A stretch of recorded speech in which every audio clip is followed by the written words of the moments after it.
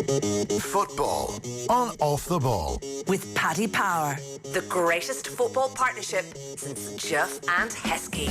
Oh, the Juff and Heskey line used to sting those Liverpool fans. It was aimed as a barb that they would never recover from, but delivery is upon us. Phil, good morning to you. How are you? Good afternoon, even.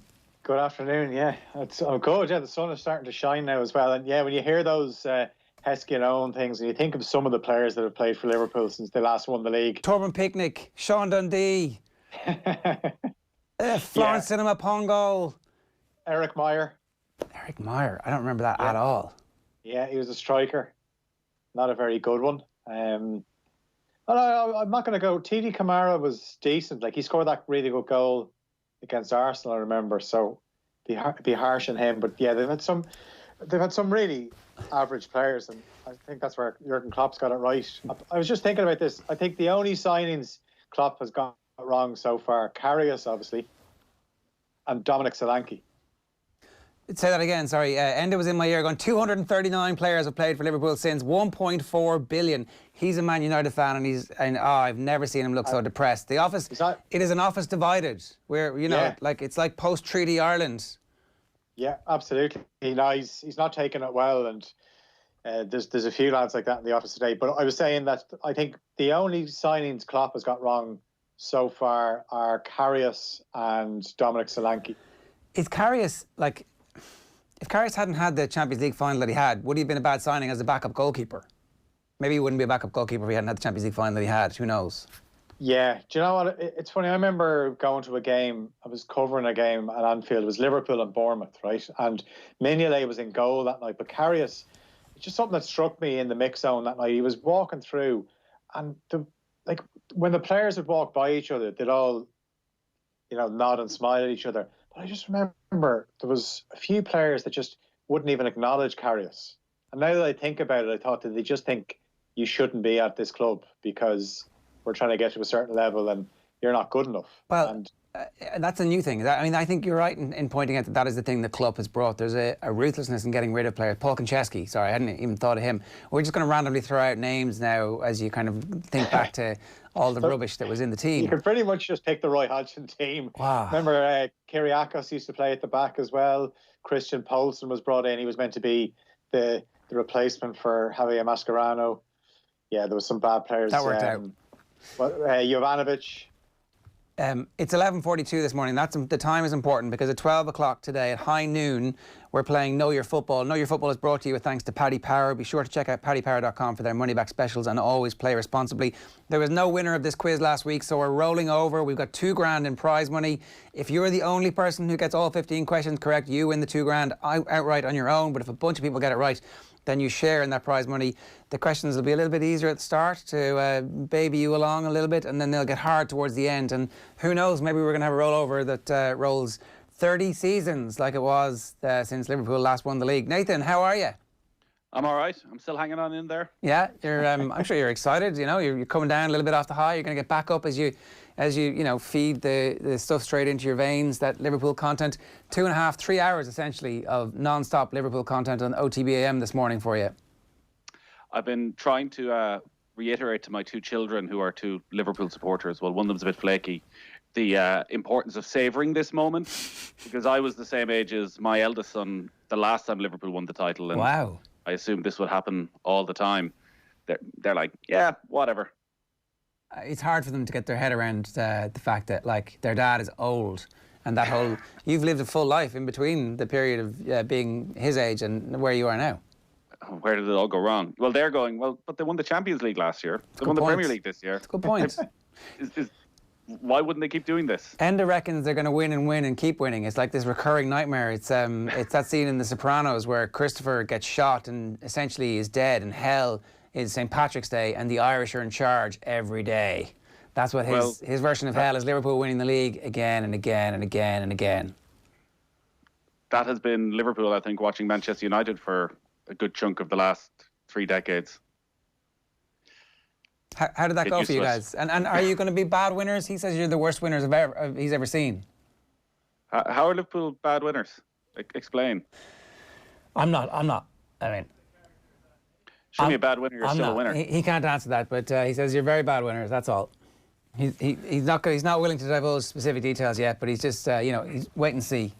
What does it actually mean for where we're going to end up with the basis of power here? Because Phil, I think there's a reasonable chance that Man City go on and win the Champions League this year, and they'll have done in reverse what Liverpool have done, and they're very good, and they have loads of money, and they're going to continue to have loads of money, and they're going to just be interested in the league for the next couple of years. So this whole notion that it's just going to be plain sailing for Liverpool, I think, probably needs to be nipped in the bud. Yeah, absolutely. No, I'd agree with you. It depends. It's funny enough, watching the game last night, I still don't think that Real Madrid tie is done and dusted. I know they've the away goal, and the second leg, it's likely it's going to be played. It's a neutral venue. Real Madrid need 2 goals, but they've started okay in the resumption of La Liga. They're obviously top of the table ahead of Barcelona just on the fact that they've beaten them. But I'm thinking that if City get the 2-year ban, obviously that's going to be massive in terms of who goes. I mean, does Pep Guardiola hang around for 2 years? Kevin De Bruyne? Do these lads think, no, we want to go and play in the Champions League? If it gets reduced to a year, I think most of them would stay. But if that year means there's no European football, they can put all their eggs into the Premier League basket. And yeah, that would make them obviously more formidable because they'd have more energy. But still, you can't help but notice when you watch City, as good as they are with the ball, when they give it away, or rarely they do, they're just so easy to get at. And last night it was shown again. And I know this morning, yesterday I was talking to someone before we were meant to kind of talk about the weekend's fixtures, provided City won. And my feeling was City aren't going to win tonight, because you can beat Arsenal and you can beat Burnley, but when they're actually put up against good teams, you'd actually question whether they have the minerals sometimes. Like they're unbelievable at times, but I just think when it gets to it, the crunch, and I just wonder, will they get over the line in the Champions League? I don't know if the one-off games in the quarterfinals and semi-finals will actually suit them or not. Yeah, I actually did think that they were going to win. I thought that there was going to be a professional kick in them to try and thwart Liverpool for as long as possible, just to make them actually feel like not pressure, but that there would be something on the game when the teams met next week, which would be a reasonable test for Manchester City, for the bigger games that are coming in a month's time, or whenever those games actually do end up being played in Europe. But no, I mean, I was a little bit surprised, Nathan. I have to say that it wasn't a more interested, engaged, aggressive performance from City.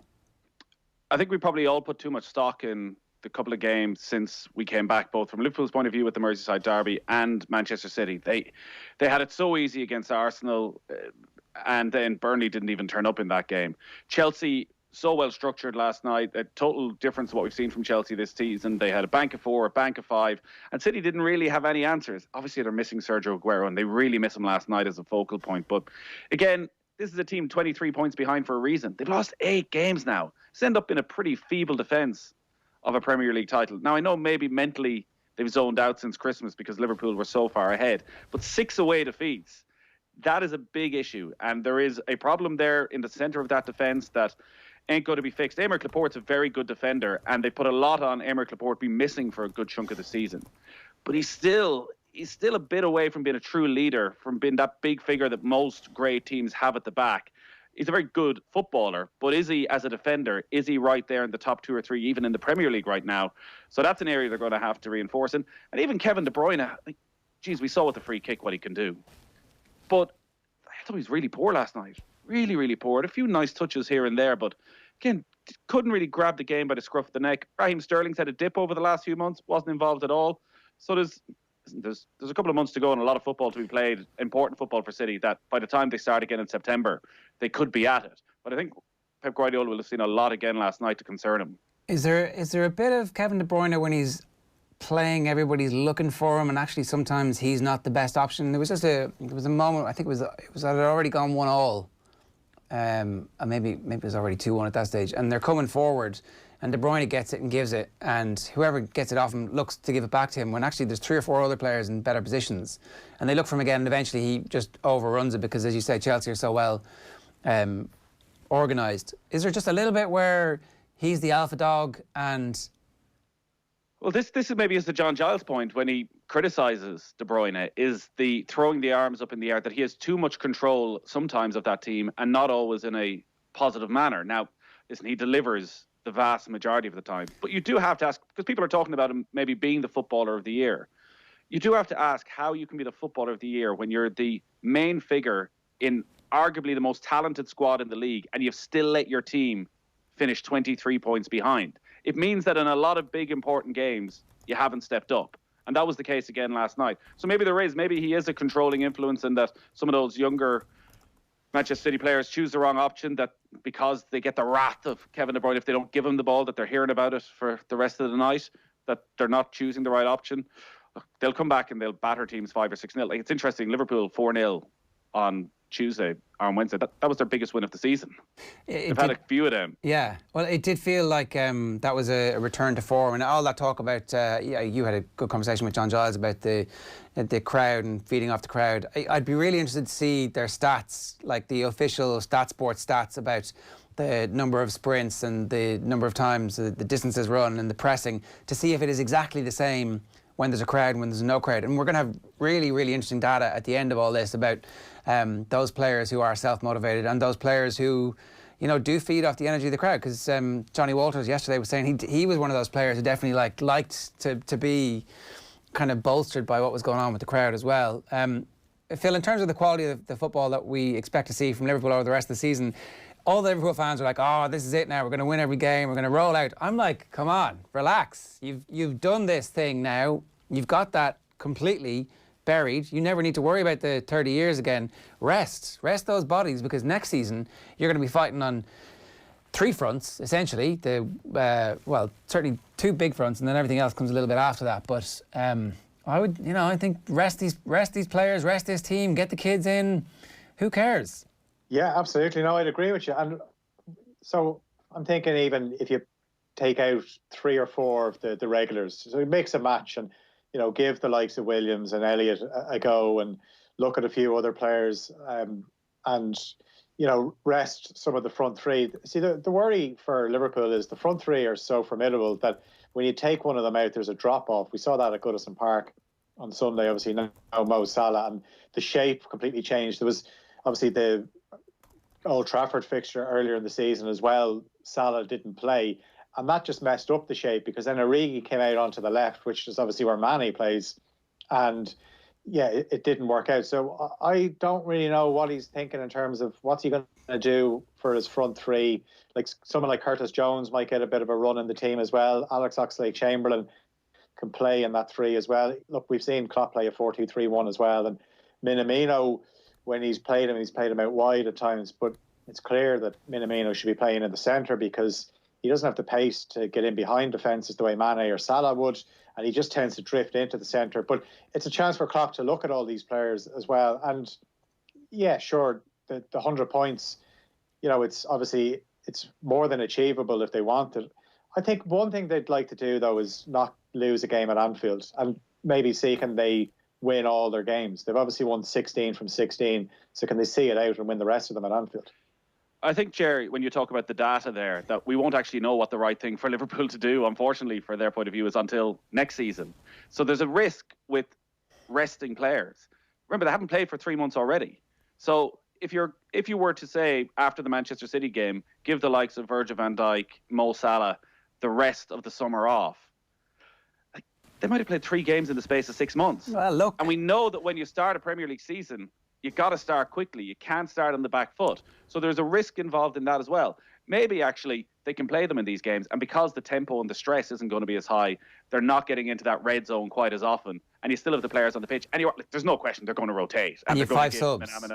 And you've Keita, and all these guys are going to get a little bit more. But I think the possibility of saying, unless there is, maybe this is a once-in-a-lifetime opportunity to say to Virgil van Dijk, you know what, take an extra month. This could give you an extra year at the end of your career. Go and do it. I'd be surprised. I do think that the science has reached a point where they can say that having 2 months off now, come back a little bit earlier. So there's going to be a very short pre-season for the teams who are fighting relegation, say, who escape relegation on the last day of the season and then start the new season almost immediately.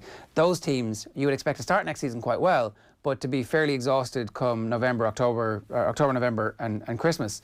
for Liverpool now, given that they're not in Champions League, that they've wrapped the league title up, there probably are a coterie of players like Mo Salah, for example, who played so much football from African Cup of Nations, World Cup, injury, and looked a little bit exhausted at various stages in the season. You can definitely see the benefits to giving him 6 weeks of non-stop rest and nothing, and then come back, and he still has time for a proper pre-season before the season starts, compared with, say, Marcus Rashford, for example, who will be playing up to the very last minute in the hope that they can squeak into the Champions League. Yeah, also as well, if you look at the positions, obviously you mentioned Van Dijk, playing centre-half for Liverpool, you know, it's not as attritional as the fullbacks. The fullbacks have to cover so much ground, so that's where he could obviously make changes. And Williams looks like a really good prospect. And I suppose the concern for Williams is, unfortunately, Trent Alexander-Arnold is still so young. So if you're Williams, you're thinking, how are you going to get in? Now, Williams was a winger before he moved to fullback, so maybe he can accommodate the two of them in the team. Andy Robertson, they definitely need cover for Andy Robertson. I know Milner started the derby there the other day, did his hamstring in again, like he did in the cup game when they played Everton earlier this season. Then your front three obviously put in a fair shift, as do your midfields. But he's got good options in midfield. But you can play Van Dijk, obviously. Alisson are your two, like they're two crucial members of the team. So I think you could play them between now and the rest of the season, no bother. Just a reminder, of course, that we're here today because obviously it is Know Your Football quiz time. Know Your Football is brought to you in association with the Soundheads over at Paddy Power. When this all goes back to normal, it's Paddy who'll have the best of money-back specials and featured power prices. And you need to register for this quiz. We're at, I'm going to tell you the exact time. You've got 8.5 minutes left. You want to go down to quiz.otbsports.com. The link is in the YouTube stream here, or it's also over on our Twitter page. If you go over to twitter.com/offtheball. This is going to be your last chance to register. In the next couple of minutes, we're going to hit the quiz live in 8 minutes' time. There are 15 questions. Everybody who gets the 15 questions right will share in our £2,000 prize money, but last week nobody got the full 15 questions right, and that's why it's gone up from £1,000 to £2,000. So it ain't no guarantee that anybody's going to actually win the money this week. We'll roll over to next week and we'll make it £3,000. So Know Your Football, brought to you by Paddy Power. Remember to always bet responsibly, and we're going to take a break from this for 30 seconds so you can go off and do all the fiddly bits of actually getting registered, and then we're going to have the quiz. So all right, we're going to take that break now, actually. Yeah, we'll do that. We'll take that break right now. We're going to give you 35 seconds to go off and register. You sign in. It's really easy. You just need to be over 18 because, obviously, there is real cash money, €2,000 of real cash money up for grabs. And the details are very easy to get. If you're watching this and you don't know how to do it, it's quiz.otbsports.com, and then you just register. You have 7 minutes left, so get busy. Back in a minute.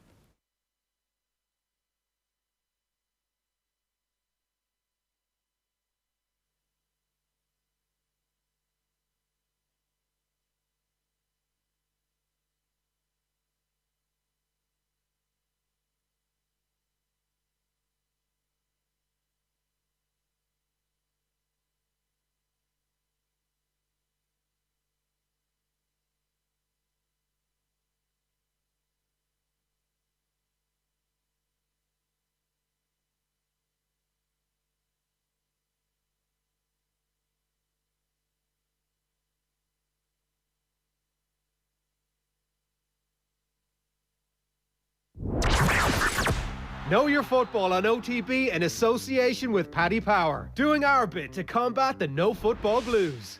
Yeah, the no football blues are, I think, essentially over. Still people kind of coming to grips with the fact that there are no fans in the stadiums. There were certainly plenty of fans outside Anfield last night as the Liverpool fans celebrated the end of their 30-year drought. And Liverpool fans, if you want to make your morning even better, the link is in the YouTube description and on Twitter. You can register for the quiz now and be with a chance of winning £2,000. But we're down to the last few minutes before we actually get the quiz going. And a reminder, Know Your Football is brought to you in association with the Soundheads over at Paddy Power.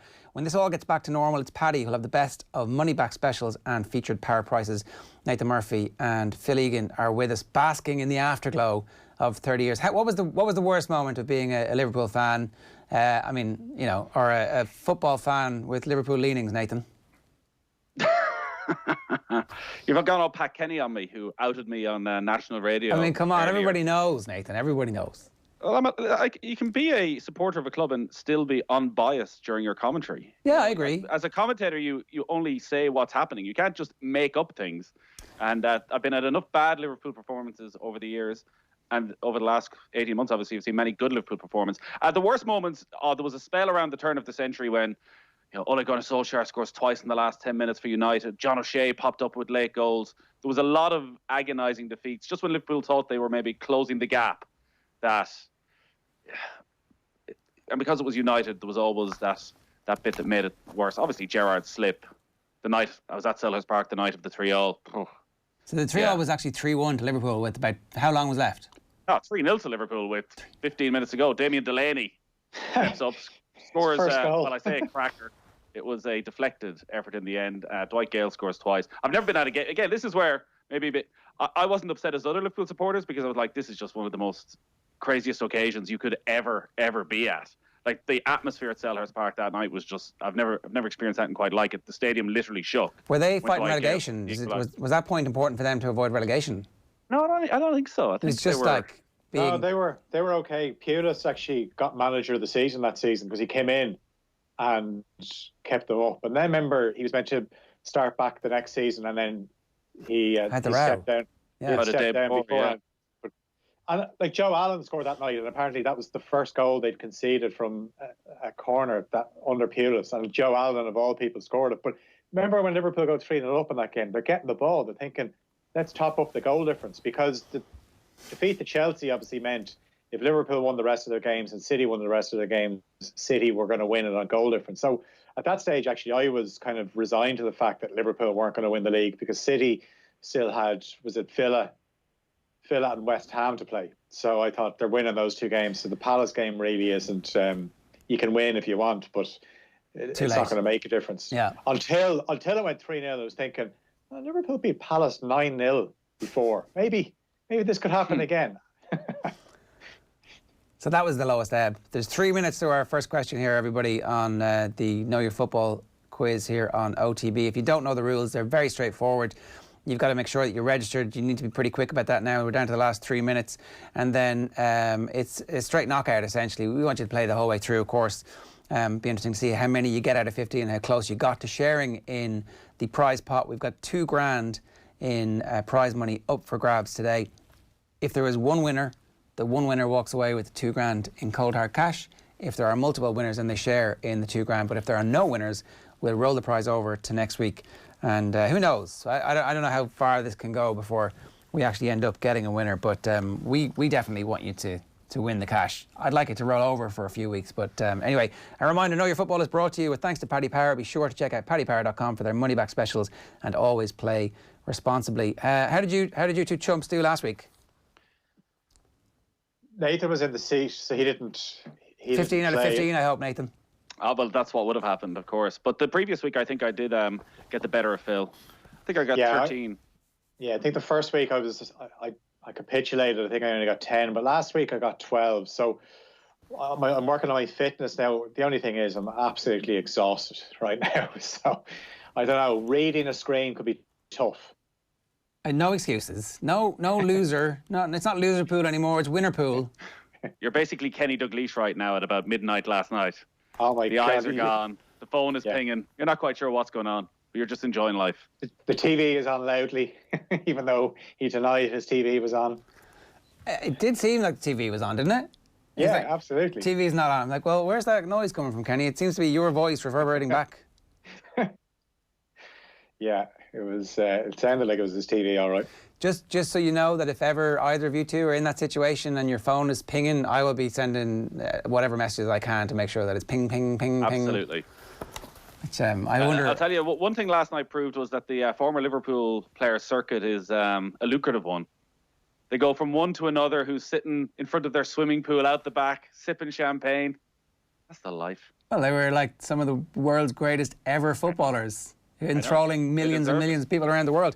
The other people are pretty happy about the fact that Liverpool are champions, are all the rest of the teams in the Premier League who are looking at the next rights deal going, are we going to ever be able to make the same amount of money again? Yes, you are, because Liverpool are so happily... Someone's ringing Phil on just what we've said. Well, there you go. Oh, I shouldn't have opened my mouth. There you go. Pride before fall. 25 seconds. First question coming your way in 20 seconds for this week's Know Your Football quiz. It's been a very important week in the history of Irish football. 30 years ago since the penalty shootout. 30 years since Liverpool last won a title. And is it going to be a winner in the Know Your Football quiz this week? We're going to find out. First question coming in 5 seconds. So here we go. Who did Stephen Kenny succeed as the Republic of Ireland manager? This one shouldn't be too hard. Is it A, Martin O'Neill, B, Mick McCarthy, C, Noel King, or D, Giovanni Trapattoni? Time is up, ladies and gentlemen. Who did Stephen Kenny succeed as manager of the Republic of Ireland? Next question coming your way in 30 seconds and we'll give you the answer. So 90 players still in with a chance of winning the prize. Ah, lads, come on. Over half of you didn't get that one right. Here we go. I mean, it was a bit tricky. There was a little bit of a wild card in the middle of that one, but it wasn't actually that hard. You got to be quick off the mark as well as the other thing. You do. 10 seconds. You do. It's well, we just need to make sure that nobody can Google it. Next question coming in 1 second. Chris Wilder is the manager of which Premier League club? Is it Brighton, West Ham, Sheffield United, or Norwich? Brighton, West Ham, Sheffield United, or Norwich? Chris Wilder is the manager of which Premier League club? So there you go. Everybody who got the first question right got that one right as well. The answer to Stephen Kenny, who did he succeed as the Republic of Ireland manager? What was the answer to that one, Nathan?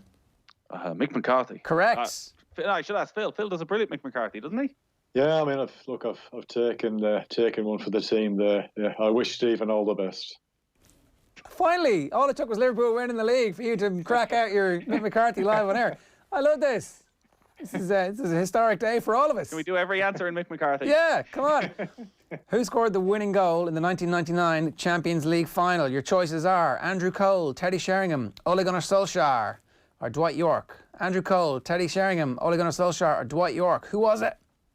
And the answer, of course, to Chris Wilder is the manager of which Premier League club? Mick McCarthy, what's the answer?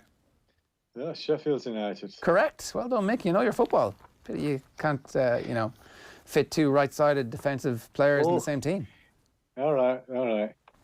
That Gibraltar game didn't teach you anything except that you can't play two right-sided players in the team. It was windy that day. It's too windy to tell anything except that that brilliant right-back we have can't play on the right side of midfield. No. Next question in 3 seconds. Who is the current manager of Tottenham Hotspur?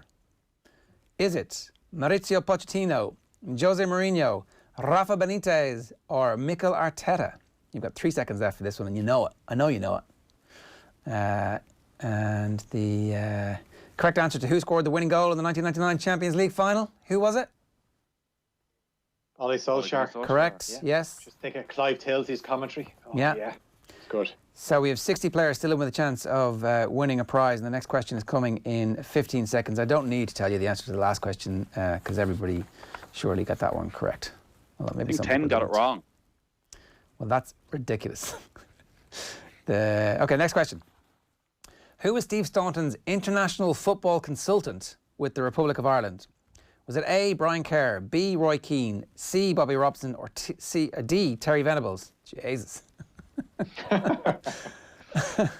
Right, Kerr, Keane, Robson, or Venables. Terry Venables would have been great. The current manager of Tottenham Hotspur is, of course, Jose Mourinho. And apparently some of you did manage to get that wrong. We also lost a few in the last question. I'll give you the answer to that one in just a moment. 15 seconds now to the next question.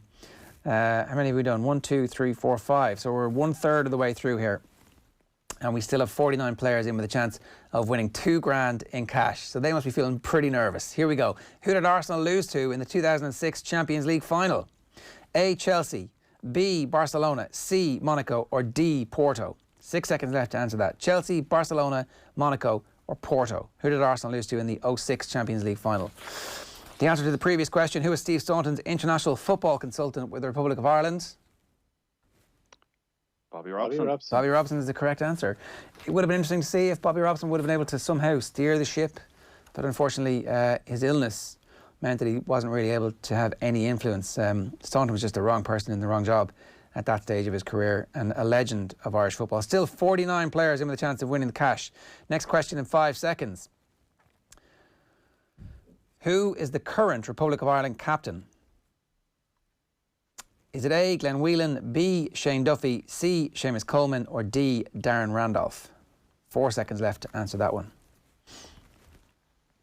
And I give you the answer to the previous question. Who did Arsenal lose to in the 2006 Champions League final? The answer? Barcelona. Oh, yeah. Giuliano Belletti. Know Your Football is brought to you in association with the Soundheads over at Paddy Power. When this all goes back to normal, it's Paddy who'll have the best of money back specials and featured power prices. So, next question is coming your way in 11 seconds. I'd like to see what would happen in that game if the Jens Lehmann hadn't been sent off early on. I think that Arsenal team actually deserved the Champions League. Didn't get it. Here we go. Next question. Still 49. Yeah, this is a good crowd today. How many clubs took part in the first Premier League season? Was it 18, 20, 22 or 24? 49 players left with a chance of winning. And I think everybody got the previous question correct, which was who is the current Republic of Ireland captain? They did. The answer is Seamus Coleman. But we've just lost 15 with the first Premier League season numbers. So we are down to 34 players in with a chance of winning a prize, and we're about halfway through. So the tension is ratcheting up. £2,000 on the line. Our next question in 5 seconds. Here we go.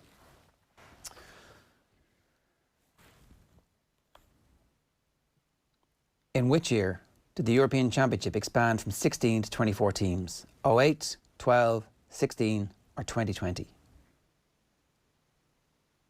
Time's up. Oh, I missed it. I missed it. It was too slow.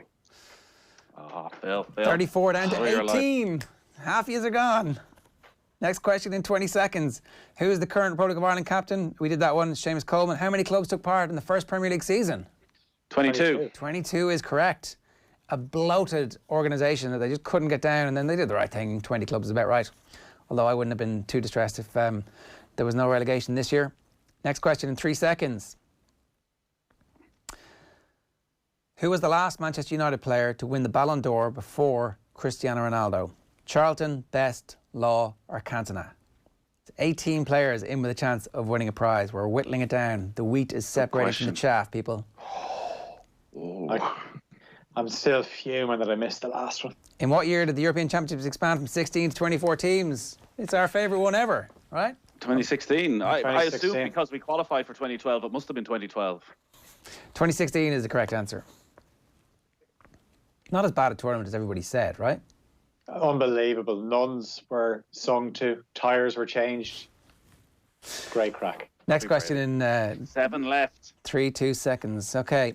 Which British team has won the European Cup more times than their domestic league?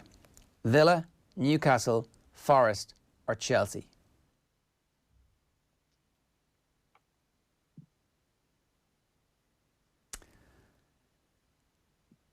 Still 7 players left because that was a relatively straightforward one, I think. Who was the last Man United player to win the Ballon d'Or before Cristiano Ronaldo? Georgie Best. George Best. George Best, a long time, isn't it? It was Dennis Law. Best, Charlton, Best, Law and Eric Cantona were the options, but it was George Best. So we've got 13 seconds left here. 7 players left. 1, 2, 3, 4, 5 questions. They're in with a shout. You want the people you're up against to not do well. £2,000. You want all the money. Oh, yeah.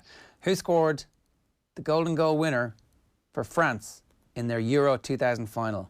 Thierry Henry, Sylvain Wiltord, Robert Pires, David Trezeguet. These are tricky. 2000 final. Who scored the golden goal in that one? Still, we have 7 players left. They know their football. This is a serious operation we're running here. Which British team has won the European Cup more times in their domestic league? Nottingham That's Forest. Forest. Brian Yeah. Clough, Martin O'Neill. Do you know Martin O'Neill won 2 European Cups? I mean, look, We should talk about that. I don't think he made. Did he make the Derry? Hall No, he of Fame? That was a nonsense. He did not make the Derry Mount Rushmore. That was insanity. We'll have to fix that. Next question. Who scored the fastest Premier League hat-trick?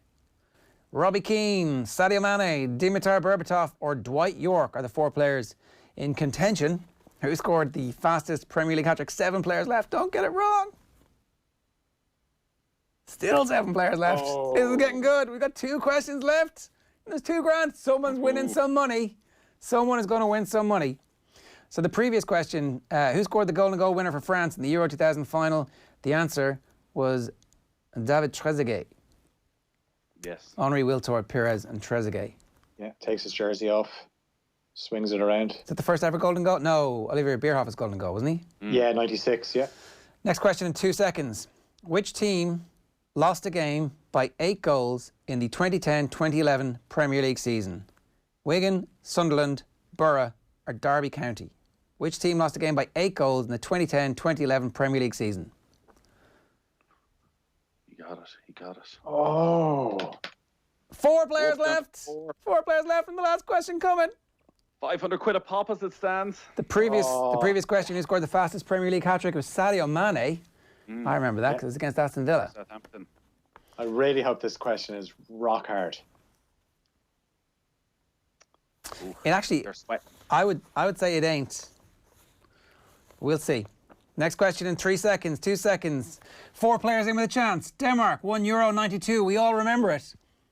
Despite the fact they didn't initially qualify, but who did they replace? Russia, Israel, Turkey, or Yugoslavia? Who was it? Don't screw it up. Here we go. How many people? How many we got? How many we got? Oh. I think we've got 4. 4. Wow. Well done, lads.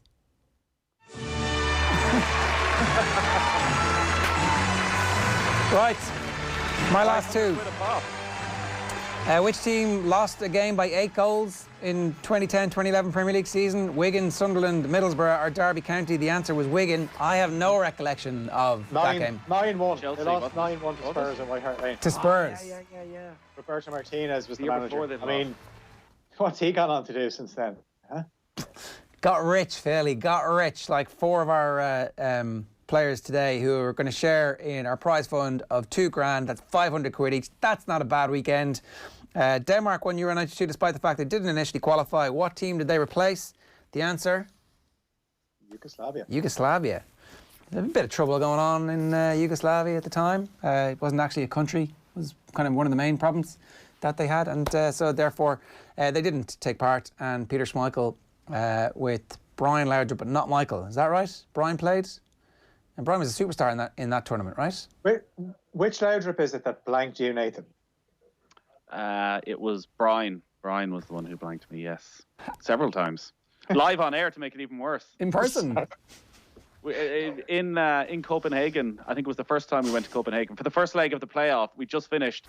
I was with Kilban and Brian Laudrup was walking towards us slowly in the press box. So I thought, Brian, Irish Radio, any chance, quick word? Shook his head. Absolute disdain. Yeah, so it's my Brian Laudrup story. You wouldn't have got Kilban to do it. He might have had some...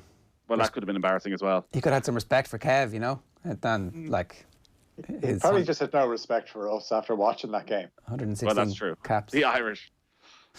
Right, not bad. How did you two do? 14, and Wow. I got the one I got wrong was the one that I didn't get in time. Right, okay. I mean, you don't feel like technically you're not allowed to win this thing. That's Yeah. you're supposed to stop trying. That was it. How did you do, Nathan? 13. There you go. So we're going to chalk this one down to Phil. It's 1-1 in the battle of the Liverpool heavyweights. Although, Nathan, with all this exercise doing, we're going to have to find a new way to refer to you, right? I mean intellectual heavyweight. Let's wait and see. Okay. Likewise. 18 minutes past 12. It is Liverpool's world and we're just living in it. But it's also Know Your Football World, which has been this week brought to you by Paddy Power.